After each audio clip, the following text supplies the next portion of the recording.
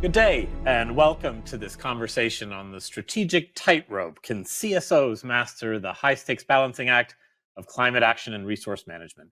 This session is part of Economist Impact's fourth annual Countdown to COP event. I'm Philip Cornell. I'm the Global Practice Lead for Energy and Sustainability at Economist Impact. At the heart of the CSO's challenge today is how to integrate sustainability into core business strategies and drive innovation to create long-term value and growth. CSOs have to think about measuring and communicating the financial value of green initiatives, of building sustainable supply chains, using technology to drive green transformation, identifying profitable circular economy opportunities, and developing products and services with a strong sustainability value proposition. So, how do CSOs determine their priorities for action? What can be done to provide the greatest return on investment? And what can we do to improve the sustainability of our organizations within a profitable framework? To discuss these and other questions, I'm so pleased to be joined today by Andre Argenton, Chief Sustainability Officer at Dow, and by Barry Parkin, Chief Procurement and Sustainability Officer at Mars. Gentlemen, thank you much for being here with me. I'd like to kick it off by just the fundamental question here. How do you balance immediate corporate financial performance with long-term sustainability investments that may not show a return for years? And Barry, maybe I can kick it off to you to start. Yeah, great. Thanks, Phil. And yeah, delighted to be here. I think this is the key question at the heart of how we make progress. The reality is you've got to be good at both. You've got to deliver strong financial performance in order to create the earnings and the profit to be able to invest in sustainability. And we believe you've got to be investing in sustainability to ensure that you're going to have good long-term profits. So we think the two are inextricably linked together. The way we've solved for that in our organization is by agreeing a set of goals that sit in what we call the compass. And we agreed this with our shareholders about 6 years ago. And the outcome of that there were four goal areas: strong financial performance, quality growth, trusted partner, and positive societal impact. And the key breakthrough was that the owners, the shareholders, said, we care about all four of those things equally. And therefore, our non-financial performance is as important as the financial. So our greenhouse gas performance, taking one KPI, is as important as the total shareholder return. So we've set ourselves up for a completely different set of goals, so that the goals are not, in service of each other. They're there to be delivered alongside each other. And we're starting to demonstrate that that's possible. If I just, focus on greenhouse gases again, we've grown the top line of the business 50%, 60% since our baseline in 2015. So 60% total growth of the business. We've cut our greenhouse gas emissions 16%. So we've decoupled these two things, and we're starting to demonstrate that you really can do both. And that pervades everything we do, how we set the business up. We plan the business, planning the financial performance alongside the non-financial performance. We govern it alongside each other, and we set up remuneration. So our senior leaders, our top 1,000 or so, are remunerated on greenhouse gas and on our people progress at the same level as they are remunerated on our total shareholder return. So, that's how we've done it, and it seems to be working for us. Thanks, Barry, and I really appreciate the discussion about internal incentives. We'll get off to talking a little bit about internal stakeholders and how we manage that process in a bit. But Andre, maybe I can pass it over to you. Is financial performance also for you just one of several metrics? And how do you think about specific trade-offs that you might have dealt with in the past? Thank you, Philip. And it's easy to follow Barry here because he outlined such a perfect playbook, very similar playbook that the one that we use. Financial performance is key, but it's not the only parameter. Like Barry described, we've decided and committed to external goals, and these goals include a significant reduction in greenhouse gas emissions, and we are on track on those. We committed to a very aggressive set of goals that we call Transform the Waste, to bring 3 million metric tons of circular and renewable solutions to the marketplace by 2030. And those are out there. They are the expectations from our customers, like Mars. They are the expectations from our investors. They are also part of leadership of the company compensation. We have goals around those. And it's really about making the decisions today that are creating value today. And I want to say that these are not only long-term value creation, they are creating value today. There's no business that I can gain in the marketplace with a company like Mars if I do not have these commitments and if I do not have actions in this space. So absolutely, we are on track on what we told the world, and the world is expecting us to create value today and fund these projects on decarbonization, on circularity, looking at the holistic impact across the value chain and the impact to planet. Thanks, Andre, and I'm glad that you mentioned this sort of holistic approach. I mean, I think both of your organizations pride themselves on taking a holistic approach in different respects. Barry, Mars's net zero roadmap really is a comprehensive guide looking at emissions throughout your value chain. Can you describe a little bit more about the partnerships that you mentioned briefly? How do you engage with partners and suppliers? And I'm thinking about everything from packaging to farmers and everyone else in your value chain on these issues. Yeah, no, happy to.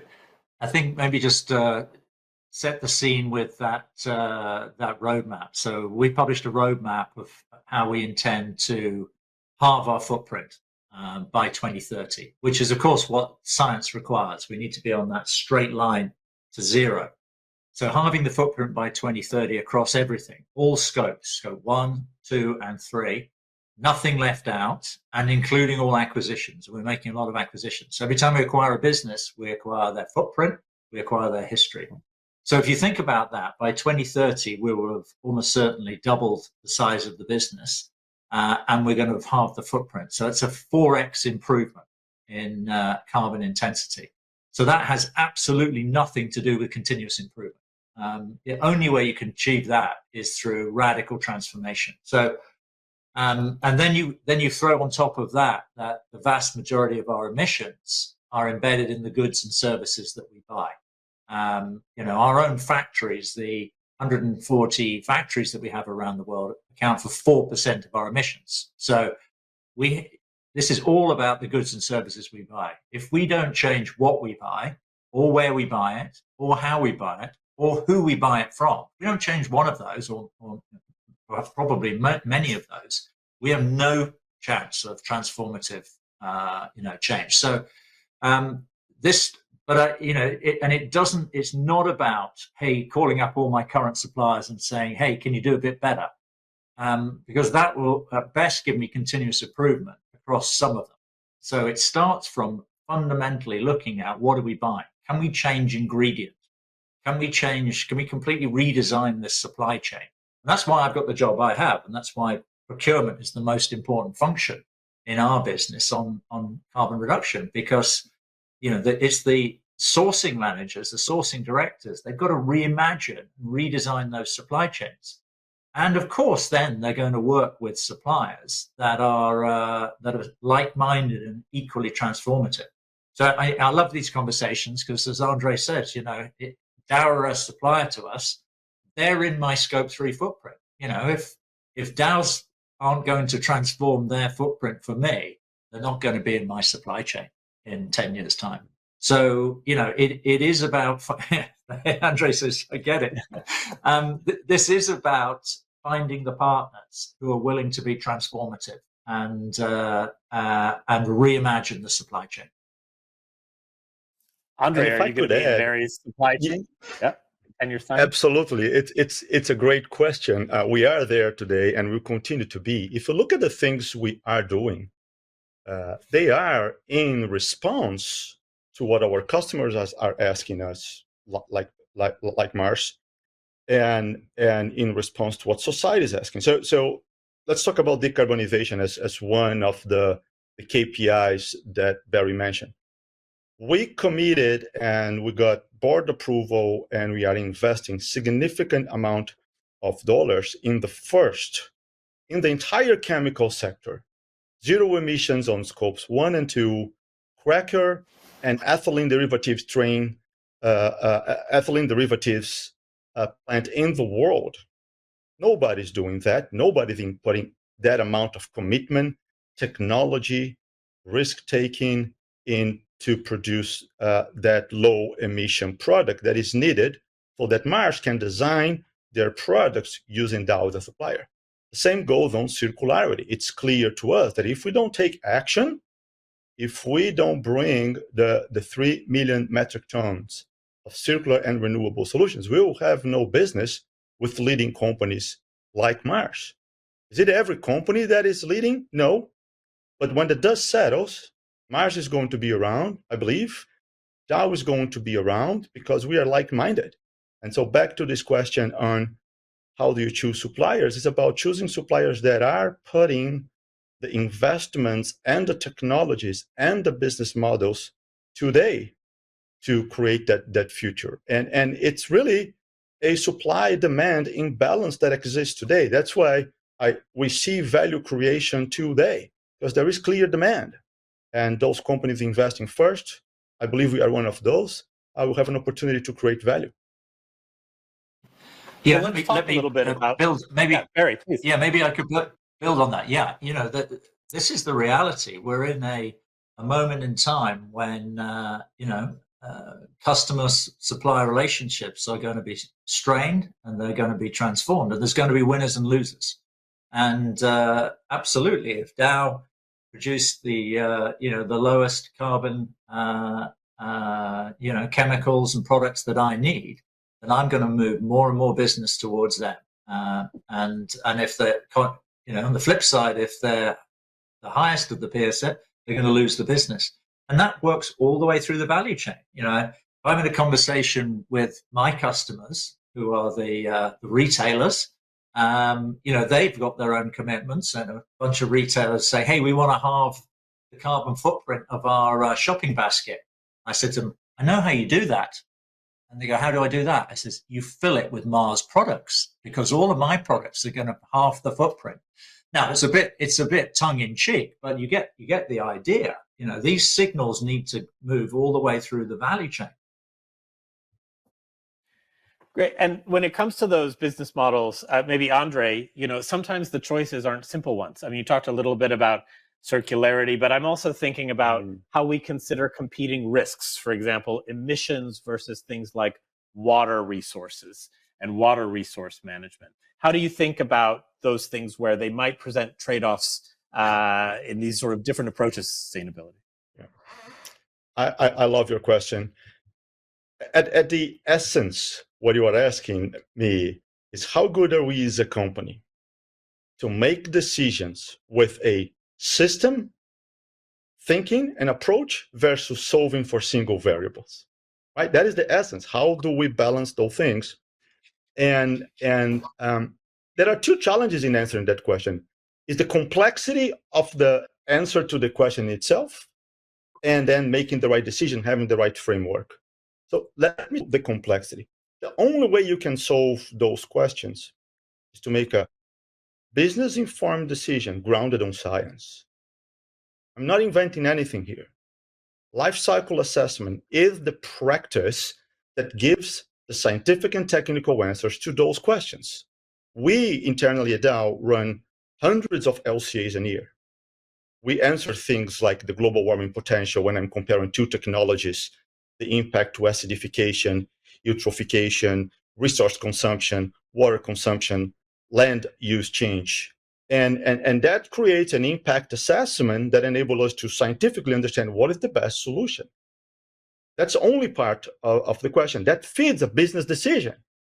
And then the question is, how do you have a system that enables the right business decision? It's back to what Barry mentioned earlier on, is having as a company values and principles and commitments to the external world, to your shareholders, to your investors, that you are going to balance those decisions. So it's a long answer. The simple answer is our decisions are grounded on science based on an LCA to what is the best solution technology A versus technology B, feedstock A versus feedstock B. What is the right site where you should do? And based on the scientific results, we have a business-informed decision grounded on the framework set by the commitments of the company and the expectation from investors, customers, shareholders. I mean, I'm struck by the fact when you talk about these life cycle assessments, all of the different kinds of inputs and variables that you have to manage at the same time. And I think that really raises this question of data management, right? Understanding really what are the data, the variables at each stage of your product development. So maybe Barry, I can switch it over to you. What kinds of technologies have you found to be effective to kind of manage the data, to collect that data and to evaluate the right data? How do you think about this data management problem? Yeah, at its heart, it's if you think about our supply chain, which is a lot of agriculture and sourcing materials all over the world, we source from more than 100 countries.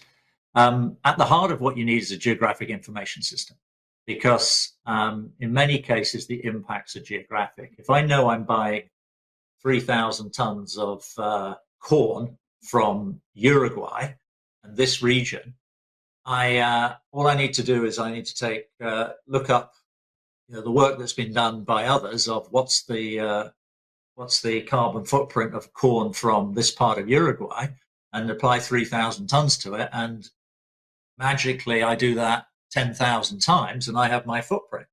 It sounds simple. You need a system. The challenge is actually knowing where everything came from.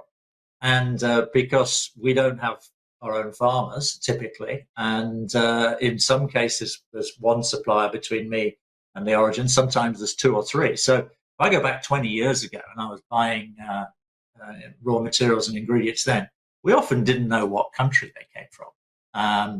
And like everybody else, people were buying all these materials as commodities, and the world had worked perfectly well for 200 years. People buying commodities. That is no longer good enough. We need to know the absolute origin of all of these materials, and we need to know the conditions that are going on there. I need to know the farmer. I need to know the family. I need to know his kids going to school. I need to know his income. I need to know what fertilizers and pesticides is using on that land. So this has been an explosion in transparency, and we are quite well through that now. We pretty much know everything. And of course, every time you know more, you find out more, and there's more things to fix. And no surprise, you find that you need to run more and more programs and work on different issues, both environmental and social. So the whole world has been through a transparency revolution on supply chains over the last 20 years or so, and it's been a good thing. And this is a big data challenge, but it's not a massive, impossible data challenge, I would say. Andre, Barry is obviously dealing with, please, a lot of these different suppliers. Yeah. I mean, what does it look like from your side? Well, what I would add is I think some of the technological challenges that exist, they are across the value chain, and we've been on this for decades on reporting our emissions internally and externally. And I just want to add something. So the technical solutions are there. There's an element that I think is critical, which is within our own manufacturing sites, the cultural transformation that happened. If you go back 10 years ago and you walk into a Dow site and you would ask, what are the key parameters to our people? They would talk about safety first, then they would talk about the products that they make and the value that they create and the volume and the profitability. If you walk into a Dow site today, they're going to talk about all those things. And the Dow team is going to also talk, and oh, by the way, we reduced our carbon footprint for that unit operation by 30% because of these changes that we drove. The point I'm trying to make is technology plays an important role, but the cultural change that exists to assure that we have our people committed to the accuracy of this data is critical. And I don't think that with companies that do not went through that cultural change will fail. No technology can solve the issue of the commitment of your personnel to the accuracy of what you are doing and the data. Very happy. We've been assured, limited assurance in our emissions, as example, for a number of years. And that's because of the commitment of the people to have accurate data in the things that we do. Barry, we've danced around this question. We've both, we talked about it a little bit earlier. You talked about with these internal stakeholders. We're discussing cultural change. This seems to be a big responsibility as well of the CSO. I mean, how do we manage this internal change and all the different stakeholders and C-suite responsibilities within an organization? How do you deal with that within Mars? And from your position, how do you think about these changing relationships, let's say, between the CSO and the CFO and the different responsibilities? I mean, also sitting as a CPO yourself, of the different people and stakeholders. Yeah, clearly it's a big change management role, and what we've learned over time is that you need to get the alignment from the top of the organization, and I'm in a very fortunate place there because we're a private, family-owned business. So my owners are a small group, and I get to talk to them frequently. So we've been talking about this together for 10 years or more. And from that has come the compass, which is the overall strategic framework. And I have a set of very knowledgeable, well-informed owners who understand these issues and care about them. So that creates the platform and the framework for the board to then execute against the shareholders' objectives and management to execute against those. So but it's because we've made sustainability as important as the financials that we're making progress. But that we're only doing that because we have a deep belief rooted in experience and evidence now that delivering against sustainabilty actually creates a stronger financial business. So we start to see the evidence already. The things you see early on are talent, first of all. People want to join you, people want to stay with you, people are engaged. And everybody who's joining a corporation of our size looks online and say what are they doing and are they getting it done? Then you see some efficiencies. There's efficiencies that every time you take waste out of the system, you save money and you save carbon typically and other issues. So, but we've also see it playing out as being a preferred customer, being a preferred supplier. So I'm sure Dow would like to sell to us into the future because we're good guys and we're good customers, but also a preferred acquirer. So we've been acquiring a lot of businesses, and we hear from the people we're buying from that they've decided it's time to sell their business. Who do they want to sell it to? They want to sell it to us or somebody else? And they've said, we want to sell it to you because we think you'll take care of it. We like your values. We like what you're doing on sustainability. So we think we're already getting a competitive advantage from the performance we're delivering on sustainability. And we think that will be even more of that in the future. We're going to be a low carbon business. There are going to be benefits of that. The price on carbon has got to go up. So it'll play through into the P&L. But it's not for free. And you talk about the relationship with the CFO. There are companies waiting for sustainability to be free. Well, the bad news is it isn't going to be free. There are investments needed here. We're investing $1 billion in our carbon reduction plan over the next 3 years. $1 billion. And we're very happy to do that because we think we're going to get a return on investment on that short term, medium term, long term. But it's not $10 billion either. It's not going to break the business model. So what we hopefully are demonstrating is that, but this is both achievable with current knowledge and science. You can halve your footprint by 2030. We're entirely confident of that, and it's affordable. And our CFO loves that, and my board love that, and my owners love that. So that's we've created an environment and a relationship across the governance of the organization where They want us to deliver both strong performance, strong non-financial performance, and we're demonstrating it's possible. And I think we're demonstrating that's possible for any organization, whether public or private. Well, Andre, you, unlike Barry, there isn't sort of a one family and that might be able to take such a long-term view. You're dealing with shareholders. Can you talk a little bit about internally how you might sort of navigate what might be either resistance or different approaches within the organization to, let's say, shorter-term financial gains that might be front of mind to some of those stakeholders versus some of these longer-term sustainability goals? And how do you deal with that culturally? So it's a great question. I'm going to use like a real case example that I think is better than my view. We went in front of our investors earlier this year in Investors Day, and we essentially talked about them. We showed them where the company is going. We showed the investments in sustainability in each of our portfolios. We talked extensively about our Alberta project, the one that I just mentioned, the first cracker and ethylene derivatives, zero emissions in the chemical sector. And there's an obvious question from the investment community: do you think we're going to get the return on those?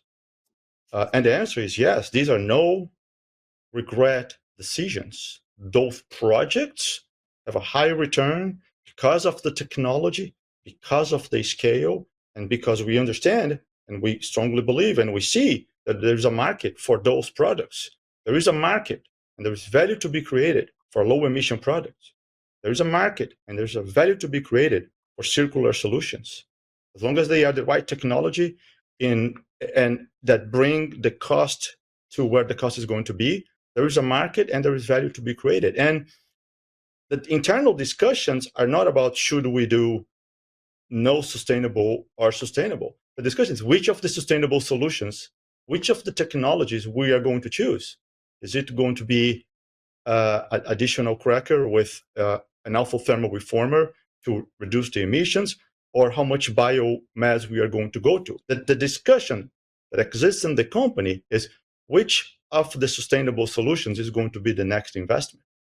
And so that is how we are dealing with these questions on a daily basis, is what is the best solution out of all? And so far, we've made no regret decisions in every piece of technology we invested. Great. I mean, that obviously presents a very happy situation where there's this really distinct alignment, obviously, between the profitability and your sustainability initiatives. Barry, you did mention a little bit on carbon pricing. It would be great. We only have a few minutes, but it would be great to hear a little bit about what you think might be, let's say, external policy or regulatory changes that you think could really sort of move the needle or help to accelerate some of these changes in a way that is beneficial both to the bottom line and to sustainability. And maybe, Andre, I'll ask you the same thing in just a minute. You know, it's hard to speculate how legislation will evolve, I think. But if you look at it from a macro perspective, then clearly the rate of change isn't fast enough. You know, clearly the world is warming faster than is desirable. We're about to pass 2 degrees. We're on a path towards 3 degrees. You know, so at some point, one would hope that there will be more incentives to drive the decarbonisation. And if you look at both, you know, countries' performance, then, you know, many are lagging behind what they've committed to. If you look at companies' performance, and there's been thousands and thousands of net zero commitments over the last few years, the evidence would suggest that most companies are not getting this done. So, you know, if you think, well, okay, countries maybe not get it done, but companies will, and companies matter. You know, our footprint is the size of Finland, and we're by no means the biggest company. I'm sure Dow's is much bigger than ours, and some of my other suppliers are much bigger. So companies matter, and there's lots of evidence that they're not getting it done. And so I think yes, we need some legislation, and our prediction is there'll be a higher price on carbon down the road. But we also need an accountability towards companies. There is nobody holding us to account on our performance. And all of the ranking and all of the people who are reviewing what's going on are looking at the promises. They're looking at who's got the best commitment. And there's been, a decade of commitments now. And people are getting rewarded for the better commitment. Nobody's getting rewarded for the better performance. We need to move from a promises culture to a performance culture. So, the big challenge, and I call on everybody out there listening to this, is who's going to hold companies to account on their actual performance? It's not happening today, and the world needs it to happen. Andre, let me quickly give you the last word. Who will hold companies account, and what does that look like across so many jurisdictions? Well, let me say, I actually believe that regulation is key. Regulation is a catalyst for sustainability. It's a catalyst for decarbonization. It's a catalyst for circularity, whether it's a carbon on price or EPRs. What I think is absolutely key is that the regulation is built in a way where the investment flows back into, it enables the investment to happen in the value chain. A regulation that deviates money from the value chain into other sectors, I don't think is effective. A regulation that that assures that the investments happen within the value chain, that decarbonize the chemical sector, that drives circularity, creates infrastructure for circularity, are going to be big catalysts. I think we are going to be held accountable, in the case of Dow, fundamentally by our customers, but in Europe, much more likely, it's regulated today. It's going to continue to be more regulated, so governments are going to hold us accountable. Society is holding us accountable today. Customers are holding us accountable today. I think the North America regulatory is a little bit more complex, but we really believe that regulation is a catalyst. It's a catalyst to bring sustainability, whether it's low emission products or circularity, at the pace that we need. Yeah, great. So, what I hear there is regulation is the catalyst. The customers are really driving the demand. And at the end of the day, within your organizations, if there's a culture where aligning the value creation with the sustainability aims prevails, then in fact, we have sort of a recipe for leadership, and leadership in the sustainability area drives a value creation of its own. We're going to have to leave it there, but I really want to thank both of you, Andre Argenton and Barry Parkin, for joining us for this Economist conversation.